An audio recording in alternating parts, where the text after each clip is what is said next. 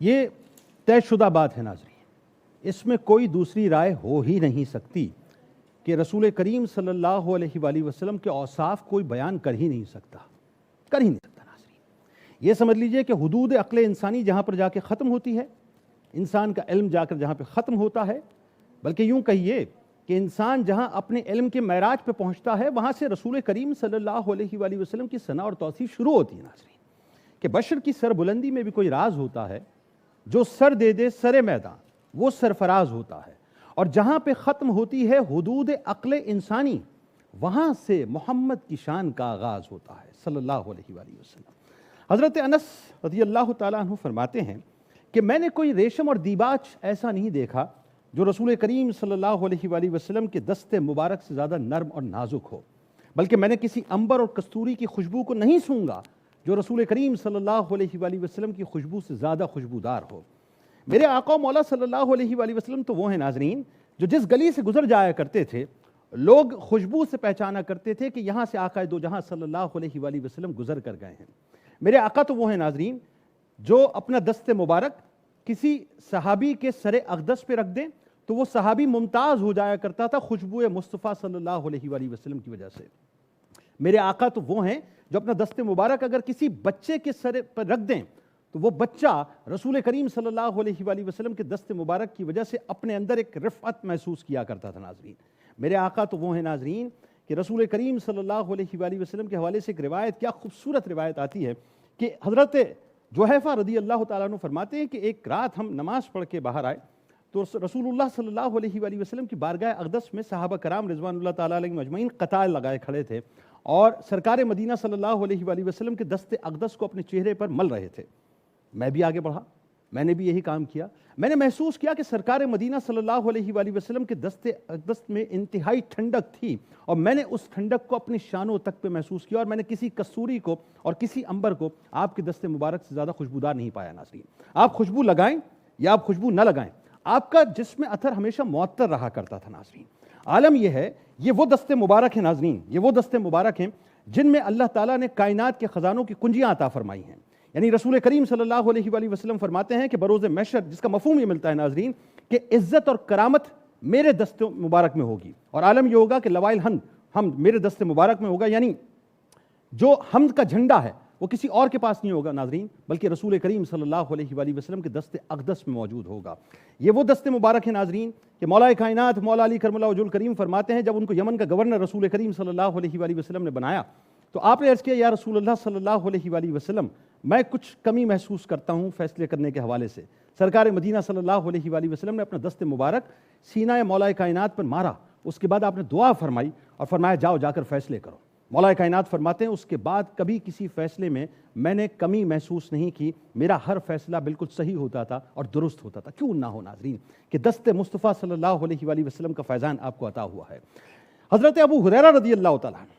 راوی حدیث ہے ناظرین، رسول کریم صلی اللہ علیہ وآلہ وسلم کا بڑا قرب آپ کو نصیب ہوا۔ وہ فرماتے ہیں یا رسول اللہ صلی اللہ علیہ وآلہ وسلم میں آپ سے بہت کچھ سنتا ہوں لیکن مجھے یاد نہیں رہتا۔ رسول اللہ صلی اللہ علیہ وآلہ وسلم نے فرمایا کہ ابو ہریرہ رضی اللہ تعالیٰ عنہ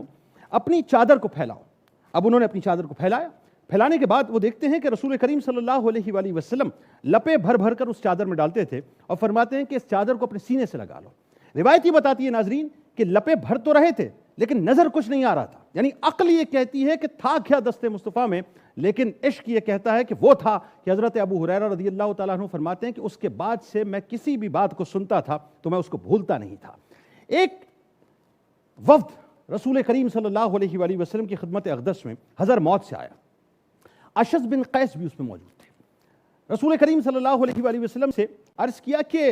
ہم یہ دلیل چاہتے ہیں آپ کے رسول ہونے پر کہ ہمارے دلوں میں جو کچھ بھی اس وقت موجود ہے وہ ذرا ہمیں بتلا دیجئے۔ سرکار مدینہ صلی اللہ علیہ وآلہ وسلم نے فرمایا یہ تو کاہنوں کا کام ہے، جادوگروں کا کام ہے، میں تو اس سے آگے کی بات بتاتا ہوں۔ عرض کیا وہ کیا کہ جس کی وجہ سے ہم آپ کے رسول ہونے پر ایمان لے آئیں؟ سرکار علیہ السلام نے اپنے دست مبارک میں ناظرین چند کنکریاں اٹھائیں اور اٹھانے کے بعد ان کنکریوں کو حکم فرمایا کہ اب گواہی دو کہ میں کون ہوں، تو وہ کنکریاں پکار اٹھیں، لا الہ الا اللہ محمد رسول اللہ صلی اللہ علیہ وآلہ وسلم۔ ناظرین کرام، یہ وہ دستے مبارک ہیں، وہ دستے مبارک ہیں کہ حضرت انس رضی اللہ تعالیٰ عنہ فرماتے ہیں کہ سفر پہ ہم موجود تھے، پانی ختم ہو گیا تھا، سرکار مدینہ صلی اللہ علیہ وآلہ وسلم نے فرمایا کہ ایک ڈول لے کر آؤ جس میں تھوڑا سا پانی موجود تھا۔ آپ نے اپنے دستے اقدس کو اس ڈول کے اندر رکھا، دیکھنے والوں نے یہ دیکھا اور راوی یہ لکھتے ہیں کہ آپ کی انگشت مبارک سے چشمے جاری ہو گئے، یہاں تک کہ 300 صحابہ کرام رضوان اللہ تعالیٰ علیہ مجمعین نے اس پانی کو پیا بھی، جانوروں کو پلایا بھی اور وضو بھی کیا۔ اور ایک اور واقعہ ناظرین، تاریخ میں بڑا کمال ملتا ہے، بڑا روشن ملتا ہے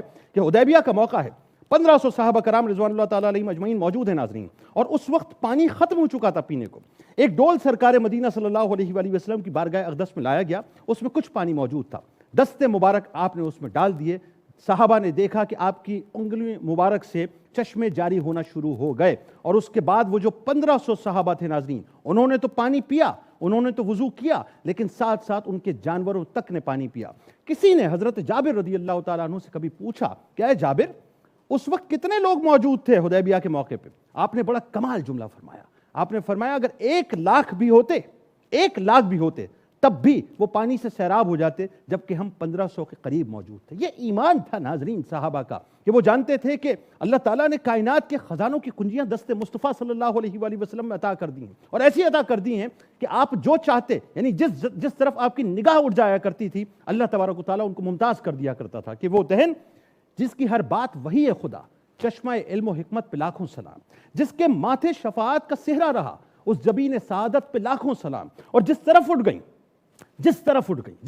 گئیں دم میں دم آ گیا، اس نگاہ عنایت پہ لاکھوں سلام، اور کس کو دیکھا یہ موسیٰ سے پوچھے کوئی، آنکھ والوں کی ہمت پہ لاکھوں سلام۔ ناظرین کرام، ایک اور واقعہ یاد آ گیا، سنیے ذرا، اب عشق کی باتیں ہو رہی ہیں اور دست مصطفیٰ صلی اللہ علیہ وآلہ وسلم کی باتیں ہو رہی ہیں، تو غزوہ احد، اور ایک صحابی حضرت عبداللہ بن جحش رضی اللہ تعالیٰ عنہ، ان کی تلوار ٹوٹ گئی لڑتے لڑتے۔ ہوا یہ کہ رسول کریم صلی اللہ علیہ وآلہ وسلم کی بارگاہ اقدس میں دوڑے ہوئے آئے۔ اچھا، ہونا تو یہ چاہیے کہ ظاہر ہے چونکہ اس وقت دشمن پیچھے لگے ہوئے ہیں، تلوار ٹوٹ چکی ہے تو اب تو کچھ رہا ہی نہیں، یعنی اس کا مطلب ہے کہ شہادت سامنے ہے، لیکن کمال ایمان تھا، کمال عشق تھا صاحب کہ جانا تو اسی در پر ہے، کیونکہ در مصطفیٰ سے جو ہے طاقت عطا ہوگی۔ سرکار کی بارگاہ میں آئے، عرض کیا یا رسول اللہ صلی اللہ علیہ وآلہ وسلم، تلوار ٹوٹ گئی ہے، میرے سرکار نے کھجور کی ٹہنی عطا کر دی اور فرمایا جا کے لڑو۔ اب دوسرا سوال پیدا ہو گیا کہ یا رسول اللہ، تلوار مانگی تھی آپ نے تو کھجور کی ٹہنی دے دی۔ نہیں، ایمان اس معراج پہ ہے کہ دست مصطفیٰ سے جو کھجور کی ٹہنی عطا ہوئی ہے، دراصل اب یہی مجھے کامیاب اور کامران کرے گی۔ جیسے ہی وہ ٹہنی آپ نے ہاتھ میں لی، اللہ تعالیٰ نے اس کو تلوار میں تبدیل کر دیا، اس کے بعد آپ نے دشمنوں کے خلاف لڑنا شروع کیا۔ اور ایک اور واقعہ ناظرین آتا ہے، بڑا ہی کمال واقعہ ہے کہ حضرت عکاشہ رضی اللہ تعالیٰ عنہ، آئے ہائے ہائے ہائے کیا خوبصورت واقعہ ہے ناظرین، غزوہ بدر کا موقع ہے، آپ کی بھی تلوار ٹوٹ گئی، رسول اللہ صلی اللہ علیہ وآلہ وسلم کی بارگاہ اقدس میں، کیونکہ تیقن بڑا مضبوط ہے نا، ایمان بڑا مضبوط، حاضر ہو گئے، عرض کیا یا رسول اللہ صلی اللہ علیہ وآلہ وسلم، میری تلوار ٹوٹ گئی ہے، میرے سرکار نے ایک لکڑی کا ٹکڑا آپ کو دے دیا، ایک لکڑی دے دی اور فرمایا جا کر لڑو۔ حضرت عکاشہ رضی اللہ تعالیٰ عنہ جیسے ہی اس ٹہنی کو اپنے ہاتھ میں لیتے ہیں، اللہ تعالیٰ اس کو ایک سفید چمکدار اور طاقتور ترین تلوار میں منتقل کر دیتا ہے، یہاں تک کہ آپ نے دشمنوں کے خلاف باقاعدہ جنگ لڑی، اور روایتیں یہ بتاتی ہیں ناظرین کہ آپ جب بھی جہاد کیا کرتے تھے اسی تلوار سے کیا کرتے تھے۔ اور آخری روایت بیان کر رہا ہوں، عبداللہ بن عتیق رضی اللہ تعالیٰ عنہ، جنہوں نے ایک یہودی جو کہ گستاخ رسول تھا اس کو واصل جہنم کیا، جس وقت آپ اس کو واصل جہنم کر کے اتر رہے تھے تو آپ گرے اور آپ کی پنڈلی ٹوٹ گئی تھی۔ اب ہونا تو یہ چاہیے تھا کہ کسی طبیب کے پاس چلے جاتے، نہیں،